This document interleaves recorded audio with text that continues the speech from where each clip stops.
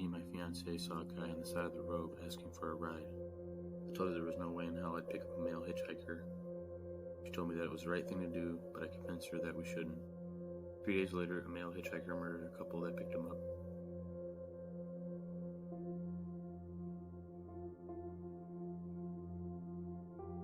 I was abducted off the street while jogging, choked. He threatened to kill me. He sexually assaulted me. I lived. He murdered the next female he snatched off the street from the same small town in California.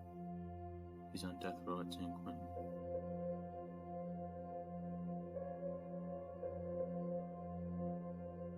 I was 9, lying in bed watching snow fall out of a window that faced the backyard. Suddenly a man's face popped up just inches from my window, staring right at me. Still remember his beard coated in ice and his steamy breath. After a few seconds, I unfroze and ran to my mom's room. She thought I was making it up and sent me back to my room. I hid so I couldn't see out the window. The next morning when we left for school, there were footprints in the fresh snow that led straight to my window.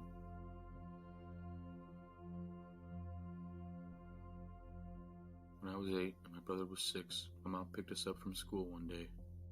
When we got home, my mom had forgotten her keys, so she knocked on the door for my grandma to let us in. So we knock on the door, my grandma yells from inside, "I'm coming." So we wait, and we wait, 1 minute, nothing. So we knock again, and again my grandma said, "I'm coming." 3 minutes, then 5.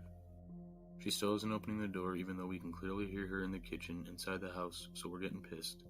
We knock, and she just keeps on saying the same thing, "I'm coming, I'm coming, I'm coming right now." 10 minutes later, the elevator door opens up behind us, and out comes my grandma. The apartment had been empty the entire time. It's been 20 years since then. My mom, my brother, and I clearly remember talking to the voice that sounded exactly like my grandma. Zero explanation. My grandma's still alive, by the way.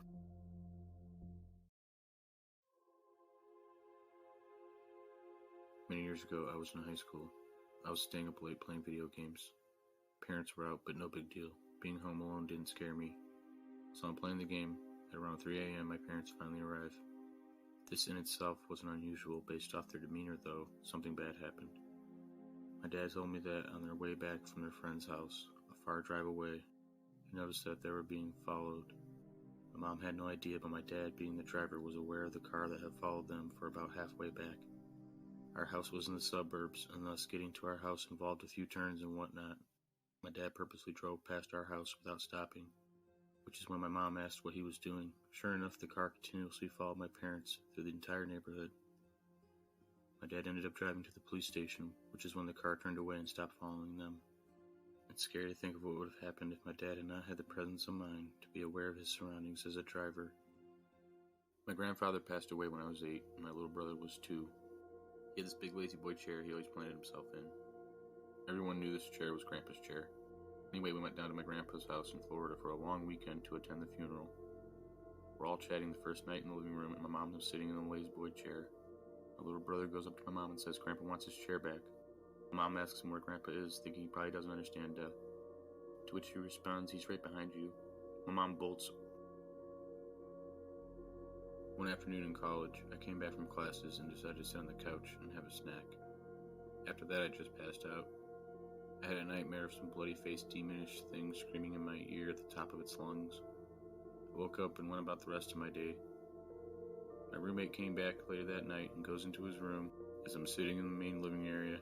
At some point, he lets out this random startled scream, which leads me to running down the hall to see what's going on. He looks at me and says, "I swear to God, someone with a bloody face just walked out of your bedroom and into the bathroom." I never told him about the nightmare I had that day. I didn't sleep for 2 days. Nothing ever happened again, though.